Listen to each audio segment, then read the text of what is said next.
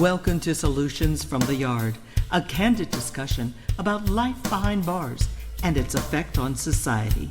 We'll discuss reintegration or re-entry back into the community post-incarceration. Your host for this episode is Dietrich Trent. Welcome to Solutions from the Yard. Today, I'm your host, Dietrich Trent, and today is going to be a great show. I have a guest by the name of Miss Alyce McFarland. Y'all gonna love her audience. And I have still have my brothers here, my co-hosts, Mr. Charles Hopkins and Michael Dickerson. How y'all doing?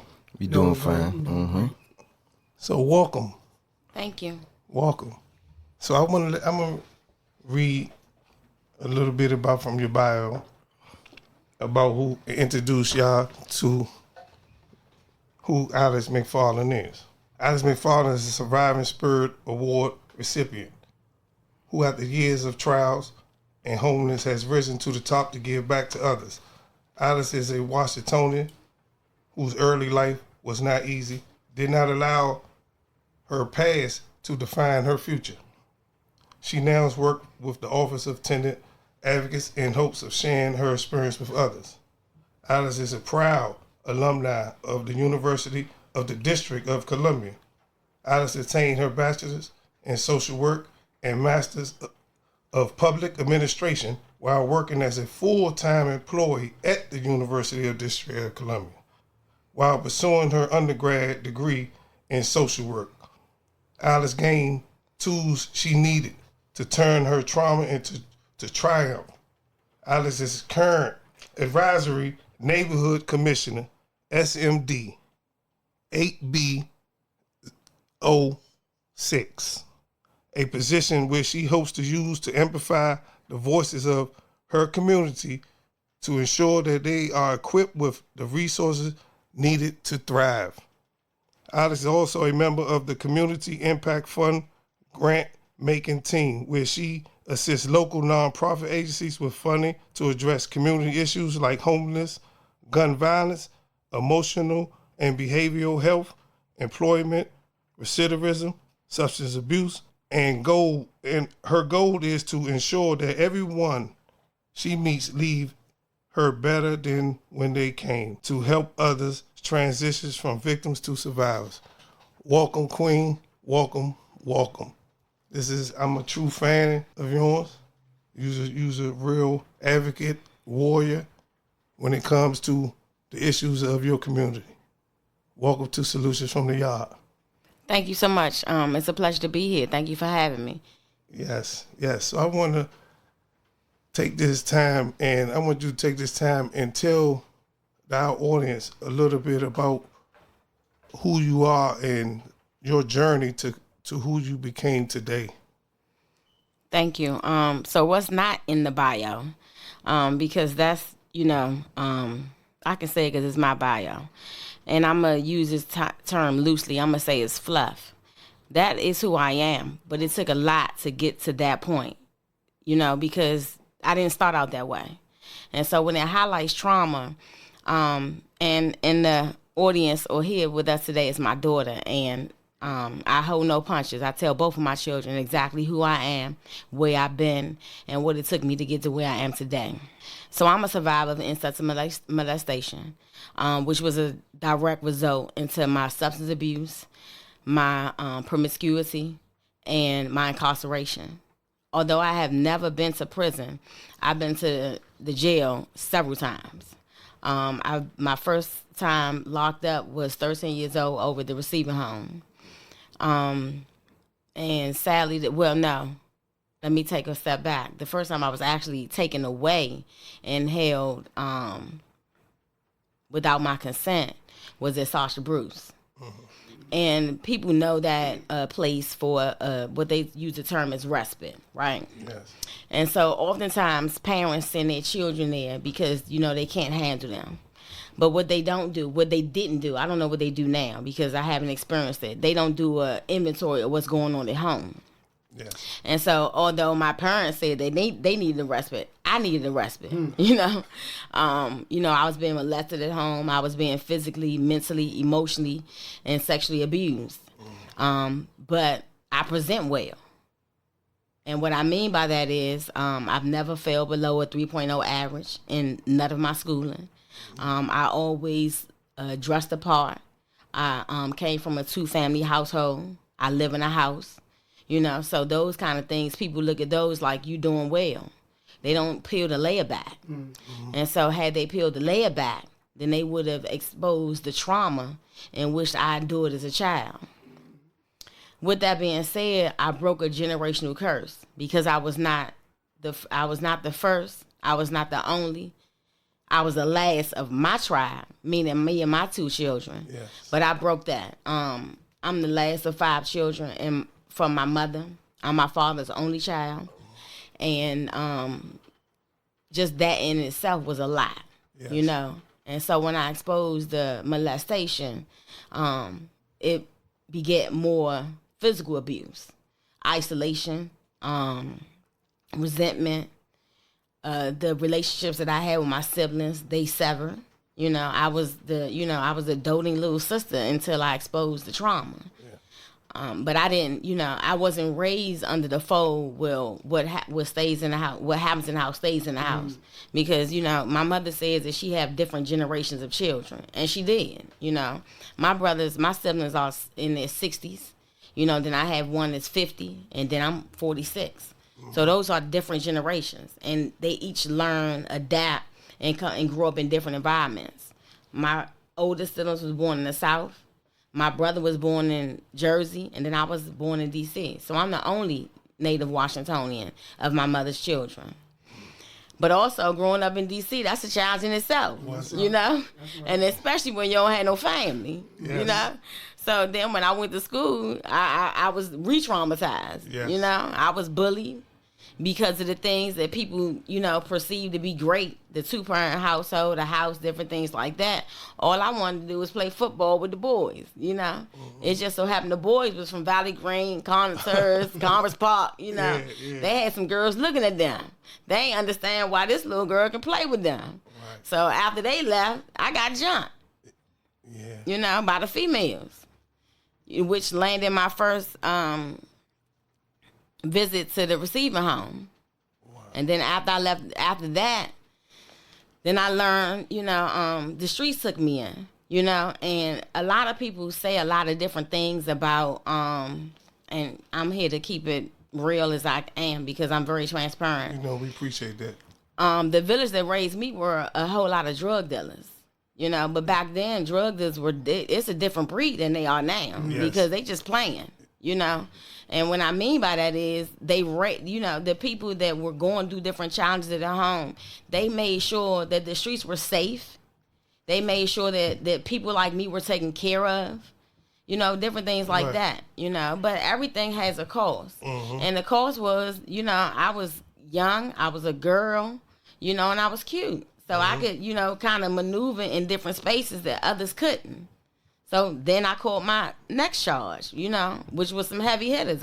Drugs, guns, paraphernalia. And of course I took it because that's how the streets raise you. Yes. And so then, but at the same time, I earned my stripes by doing that.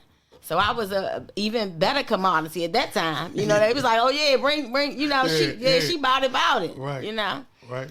But then landed they swept the streets. Right. They locked everybody up in the 90s.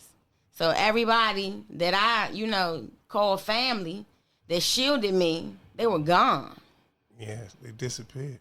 So I was on the street by myself. So the wolves came. I wasn't as strong as I thought I was. And I held my own. But that's when the substance abuse started and different things like that because I didn't understand this new breed, this new, this new whatever it was, these new people that came out on the block, that was a different, that was a whole different animal. Yeah. So I'll pause if you have any comments or questions, but that's the beginning of my story. Yes. And I just want to always tell you that, and when you were speaking about your journey, and I said the surviving spirit. And when I think of that, I think of a phoenix, a bird. That's you, in true honor, a phoenix bird, brother. Dickerson-El, how do you? The floor is yours. You wanna? Well, good afternoon, Alyce. We know each other already. I'm trying to figure out where it's gonna start with the question asking because, one thing I didn't expect was, what she just said. Right. Because me and Alyce, she on outreach and I'm on outreach, and we've been made acquaintance through all the tabling events that we been through. We also did a little business together as well. So I never really expected to hear this from you because, like you say, you mask it well, and I'm definitely proud of you. I want to commend you for your achievements, and thank you. And just to know that like you still here, because a lot of people that been through what you've been through, they not is resilient, you know how it is. A lot of people definitely wouldn't be in the same space you in. And I just want to ask, like doing your transition from where you came from, all the things that you've been through that transition, I know you was going through a lot of different traumas, and I just want to know kind of like, what was it like transitioning from, the lifestyle that you used to live, all the things that happened to you, and then once you start to try to do the right thing, what was that transition like? Because I know you probably went through a lot of triggers, from the trauma that you went through, and what was that transition like? And so the audience can hear the triggers that you went through and how you overcame that. First, thank you. And I do want to acknowledge I've even met you, but the gentleman around this table, since I've been on the other side, we'll use that term. And since we've been, trying to do the right thing, and they both, everybody, all of them welcomed me with open arms. And how I met Dietrich is I was talking about my son. Mm-hmm. And so when you talk about transition, so when people ask me that question, the only thing I can say is God did it. Mm-hmm. Because I had no choice in the matter. Because I was beaten, I was wore down, I was tired, I had given up, I was hopeless, and I didn't see a way out. Right. Because my bottom was substance abuse. But I like to, be very, very transparent. I used to smoke coke and I shot dope. Those are two of the hardest drugs to kick. And so that's why I put it out there in the forefront, and I say only God did it. Because as I shared, when I told you my daughter was here, her name is Peace because she brought me peace. Mm-hmm. So I was 6.5 months pregnant with her when God interceded on my behalf. Her father was abusive, but he also used my weaknesses as his strength. Mm-hmm. And they say pillow talk, all right? And the closest get the most. So I told him everything that I had been through, and he used that to gain power and victory over my life. Mm-hmm. So much to the point that I felt that I had nowhere to go, right? Because oftentimes, when you don't have no family and you by yourself, and you out there in these streets, that's rough. And I've been through the valley. Right. And it's only the 23rd Psalm that brought me through. And so I do appreciate my family for that, my foundation, my grandmother, who I'm named after, Alyce May, and my mother. She did instill some, hell of a tools in me. But when you know better, you do better. And what I mean by that is my mother survived some of the same traumas I did. Yeah. However, she doesn't view it as I do, And so she did what she was taught. she beat me because she thought that's how you correct behavior and different things like that. It's just that, black mothers, they do a little more than beating you, You luckily come out alive, right? So to answer your question, my transition, it was difficult and it was rough, but I had no choice. Because during my incarceration and my addiction, I lost my son. My son is 23 years old. When I got clean, he was 7. The first time that I left him, he was 3 years old. When I returned, he was 7. So the 3 before, he don't remember. So when I got to him when he was 7, all he knows is what somebody told him. And what he was told wasn't nothing nice. My son was told that I didn't love him, that I didn't want him, different things of that nature. So when I landed in GW Hospital, 6.5 months pregnant, it wasn't because I was trying to have her. It was because I was trying to, I have OD so many times. I thought I was going to OD and, she was going to be out of here, But when I woke up to 3 blood transfusions. No potassium, no magnesium, but she was still thriving. So I was dying, and she was thriving. And so that meant that I had to leave somebody out here in the world for somebody else to take care of. I couldn't allow that, So that's where my strength, my hope, and my encouragement came in.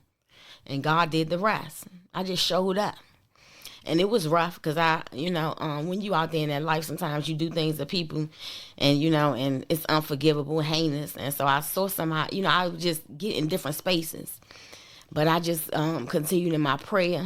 I did use the Narcotics Anonymous in the early part of my recovery. For the first 2 years, I went to 2 meetings every day for 2 years. In order for me to be able to be healthy and actually bring her to term, I had to be on methadone. But I view methadone as a government narcotic, and you're not going to control me because the streets had already got me. I'm not going to, live the rest of my life being under, somebody else's guise. So I kicked that within a year. I stand before you now, 16 years clean, and June 8th, it will be 17. Clap that up.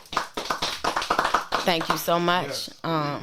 So I just was bound and determined that I was going to, give my daughter the life that I didn't have. So the only thing that I knew was education. Like I said, I never failed below a 3.0. So that meant that I had to go back to school. And I started that process and that journey at the University of the District of Columbia. And just like we hustle in the street, I hustled, on the other side. It wasn't, ain't no change. If it's in you, it's in you. It's just about doing it a different way. And I know that I don't want to live like I live no more. And I know I want to give both of my children a better life. And so that's what I did. It took me 7 years to get a 4-year degree, but I did it. Yes. I went to school my first semester. I was nursing her. So I would have her in class with me, with the little wrap over me while I'm breastfeeding her. Yeah. And then when I went back for my second degree, she sat in the back of the classroom while I was in, I would pick her up from school, and did that. So not only did God intercede on my life, but he interceded on hers because she was able to walk the whole walk with me.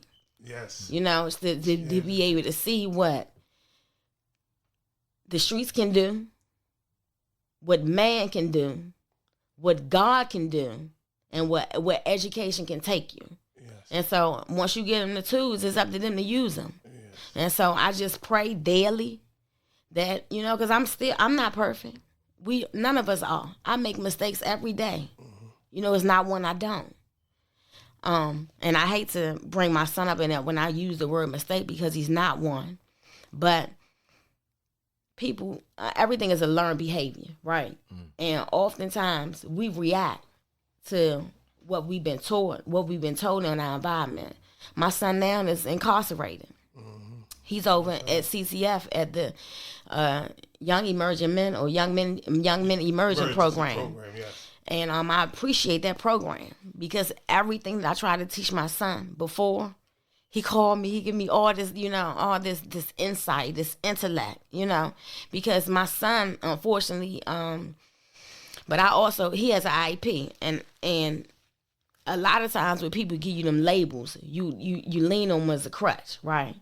And so I'm a true believer, and that's why my first degree is in social work, because I had to understand the human body, the human development, what happens with your brain, and how to address the trauma and different things of that nature. Because I had to heal myself before I can try to heal somebody else. Because it's still today some unresolved stuff that I haven't, overcome. But I know where it come from. I know how to deal with it. And I even know when, went off the rails a little bit. You need to pull back. But identification is key. But without information or education, we purge. Yeah. So I had to gain that for myself. But so everything happens for a reason. And to be honest with you, I'm glad my son is where he is, because I couldn't tell you that he's 23 years old. And that age group right now, they're dying.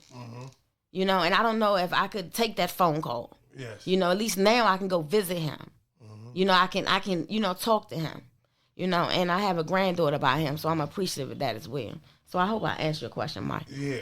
Reverend Charles? Alice, I want to deal with the women that's like the trauma that you're going through, and women to educate women about this experience, because I was reading in preparation for this. It said, compared with men, women currently comprise 7% of the federal prison population, and likewise a smaller percentage of the total inmate, state, and local facilities. While there are many fewer females than males in the overall population, over the past 30 years, this phenomenon of confining more women to federal, state, and local correctional facilities has exploded, at least and increased 700%. That is against this backdrop that I want you to educate our audience, because we already recognize that in society we have misogynism, women are being denigrated, we have sexism, women are being exploited, and then we have molestation, as you outlined. So, and then when you put women in prison, they not getting nowhere near the a modicum of attention in terms of like helping them progress out the system. What do you tell in terms of how you was able to overcome and not become so absorbed with this experience that it allowed you to recidivate to the point of life, right now serving a life sentence? Well, for me, I had no choice. But oftentimes, when we get put in those situations, our choices are taken away from us. So we feel like that like I just said, we have no choice. However, like I stated before, family is big. When you don't have a family or a foundation, it kind of impairs you. It eats you up from the inside out. Mm-hmm. And so when you going through that feeling of loneliness, isolation, and you giving up, then oftentimes you just you don't care. Mm-hmm. But I believe you're asking is how come the rate has increased. And so, like now, they're saying how roles are reversed, and that a woman doesn't need a man, and they're, top earners and different things of that. But it also has a negative effect, because when you remove the man from the household, mm-hmm. when you remove him because he's incarcerated or whatever type of, whatever the issues are, we're going to go back to Claudine. You remember when you had to hide the ironing board, you had to hide the husband, so you couldn't get services. And so when you remove that aspect, then you emasculate the man. And so sometimes, and I'm not an expert in this, but I'm going to go with my opinion. But sometimes when you emasculate the man, then you lay a foundation that's false. And what I mean by that is, and I'm not saying a woman needs a man, but I believe a child needs a father. Mm-hmm. Right. Point blank, period. Male or female. Yes. Because I can't teach those things. I can't nurture my daughter with the fatherly aspect that she misses from her dad. I can't give my son the real from a male's perspective, because my lens is always gonna come from a woman, because that's who I am. That's in my DNA. even if, with transgender and different things like that, you're going to give your perspective of it. And so when it comes to perception is your reality. And so how you perceive something is how you digest it. And if that's how you perceive it, and you're sitting out here giving that information to somebody else, that's a false narrative. Because parents, oftentimes children take that as gospel or what we teach our children. Right. That doesn't necessarily mean that it's right, but that's the right that you know. Right.